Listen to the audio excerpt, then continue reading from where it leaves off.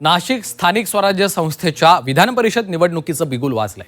मात्र नाशकात महायुतीमध्येच रस्सीखेच होण्याची शक्यता आहे. नाशिकमध्ये महाविकास आघाडी विरुद्ध महायुती असा सामना नसून भाजप विरुद्ध शिंदेंची शिवसेना अशीच लढाई पाहायला मिळण्याची शक्यता आहे. पाहूयात. जिल्हा परिषदेच्या निवडणुका आहेत, तिथे मी आणि त्याचबरोबर सर्व मंत्री जे आहेत ते पर्सनली त्या ठिकाणी जाणार आहोत. भाजपमध्ये सुद्धा अनेक प्रबळ दावेदार आहे. महायुती म्हणून जर निर्णय झाला तर जो निर्णय होईल त्याप्रमाणे आम्ही निवडणूक लढवू. नाशिक विधान परिषदेच्या एका जागेवरनं महायुतीमध्ये ओढात आणीची शक्यता आहे. भाजप आणि शिंदेंच्या शिवसेनेनं या जागेवर दावा ठोकलाय.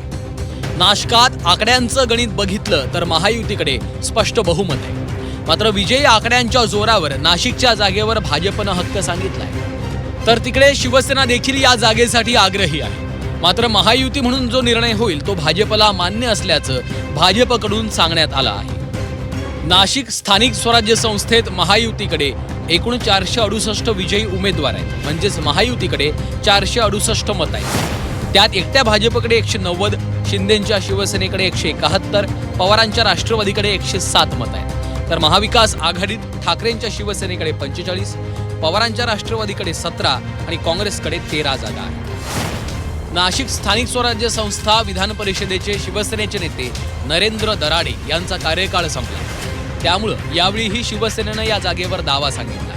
नाशिकच्या दौऱ्यात श्रीकांत शिंदे यांनी तसा दावा देखील केला आहे. विधान परिषदेच्या निवडणुका देखील लागलेल्या, पक्षाची ताकद किती आहे, कुठे पक्ष कमी आहे, या सगळ्या गोष्टींवरती जे आहे हे कार्यकर्त्यांना, पदाधिकाऱ्यांना जे आहे हे सर्वांकडून मार्गदर्शन करण्यात आलं. आणि येणाऱ्या काळामध्ये 100 विधानसभा म्हणजे जिथे जिथे 22 जिल्हे आहेत, ज्या 22 जिल्ह्यांमध्ये जिल्हा परिषदेच्या निवडणुका आहेत, तिथे मी आणि त्याचबरोबर सर्व मंत्री जे आहेत हे पर्सनली त्या ठिकाणी जाणार आहोत, आढावा घेणार आहोत. भाजपकडे संख्याबळ जास्त असल्यामुळं भाजप नेत्यांनी या जागेवर त्यांचा दावा सांगितला, तर शिवसेना देखील माघार घ्यायला तयार नाही. नाशिकमध्ये शिवसेनेकडनं नरेंद्र दराडे, अंजुम कांदे, भाजपकडून गणेश गीते आणि निलेश वोरा यांच्या नावाची चर्चा आहे. निलेश वोरा हे गिरीश महाजन यांचे निकटवर्तीय आहे. त्यामुळं भाजपकडनं त्यांचं नाव आघाडीवर असण्याची शक्यता आहे. तर महायुती म्हणून जो निर्णय होईल तो मान्य असेल असं मत भाजप शहराध्यक्ष सुनील केदार यांनी व्यक्त केलं आहे.